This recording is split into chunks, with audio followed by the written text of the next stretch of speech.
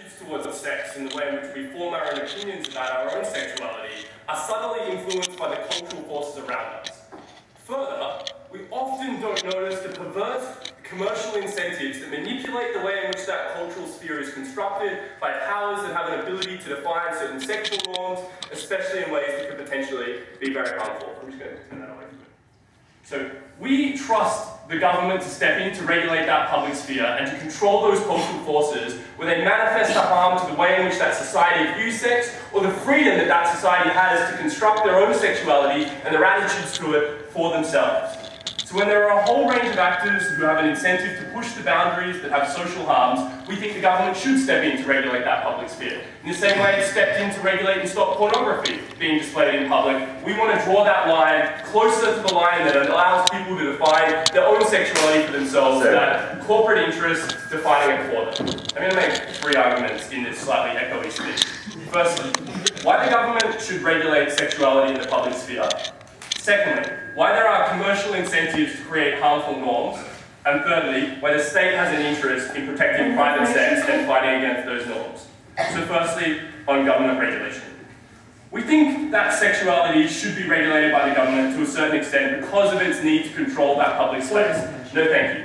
The public space should be influenced by a range of shared norms, and we should try to maximize the availability of people to exist in that public space without limiting an individual's right to be able to go into it. So the government draws a line in terms of your own expression and your own existence and your own rights to define yourself as you will in that public sphere, and other people's right to be able to enjoy it freely.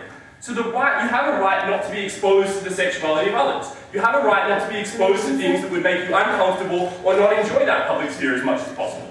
Obviously, this is a very blurred line, and obviously the government has to draw that line carefully. Here's why they should draw it and prevent any type of image that even slightly arouses sexuality. Because sexuality is intensely personal and should be intensely personal. Because seeing things that are sexually attractive and arousing to you in a public sphere, no thank you, makes you feel awkward and uncomfortable, or at least makes most people feel awkward and uncomfortable. And I'm not just talking about like 50% plus 1 of people, Madam Speaker. I'm talking about a wide range of people who overwhelmingly find the type of sexual expression that occurs in the public sphere to be quite uncomfortable. That's why most people have sex in private. That is why it is the overwhelming norm in our society to hide that sexuality to the extent that you're exposing sexually arousing images to other people. But we also think that this is different to, say, limiting somebody's ability to express their religion in public that might offend people as well, or to express some other type of speech that might offend other people. Because one of the metrics that the government should use in trying to draw the line around what it allows in the public sphere is it should limit it where the impositions you create by expressing that thing in the public sphere are more damaging than the imposition placed upon you to practice it in the next best area.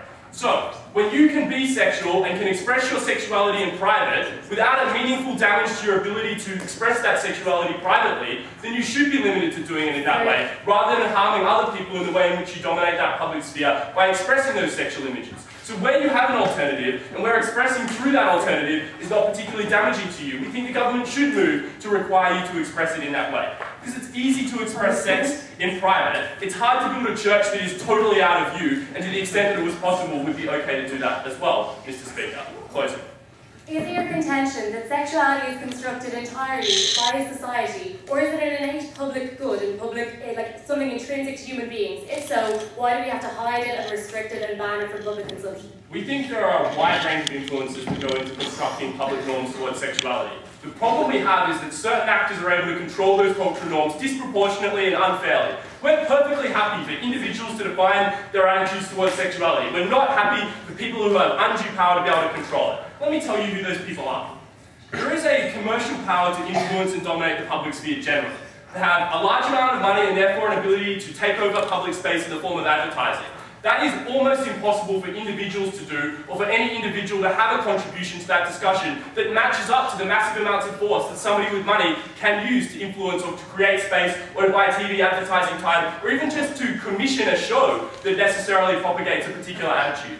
But their skills in constructing messages, their skills in marketing different ideas and products trump the ability of an individual, even if they had that money and capacity, to disseminate their ideas that they have. What are the commercial incentives people have? They have an incentive to sexualize their products, to make them the most attractive they possibly can in a sexual sense, to draw people to them. they also have the most incentive to create an image that is likely to objectify. They want an image that somebody is going to link to purchasing their product. They want an image that is going to be most able to be captured and owned and associated with a product or a piece of property that person is willing to purchase. They're also most likely to make it the least personal as possible, to increase the breadth and number of people that can be exposed to it. So to reduce sexuality to its most raw sexual norm, as opposed to incorporating all of the other subtle things that we associate with sexuality, as opposed to the real imagery that goes with creating somebody who is naked or sexually suggestive in a particular image. So we think the capacity to build in the type of personal elements to sexuality that we think human beings generally like to expose is limited by the very nature that you have a still image with no sound and no capacity to see that person moving or expressing other human emotions. We further think that there is a direct incentive to sexualize them more and to one-up the next sexualized image, and that incentive further drives that commercial incentive away from it. We think that has three impacts. Firstly, and most prominently, it objectifies women. It says that their sexuality is a public commodity that can be controlled by commercial interests to be used to sell products. We think that is unacceptable. We think it creates negative body images that defines what is the sexual norms and what people should be forced to live up to. We think, finally, that the state has an interest in pushing back against this cavalier attitude to sex.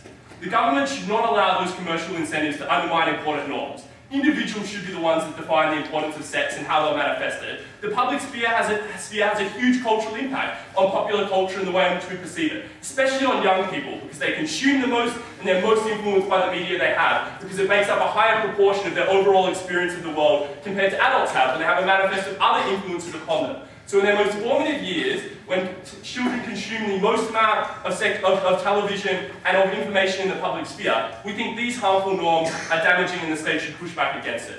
Because the state should want people to take sex seriously, and it should want to empower them to be able to construct those cultural norms free from commercial incentives to make them harmful. And that's why this motion must stand.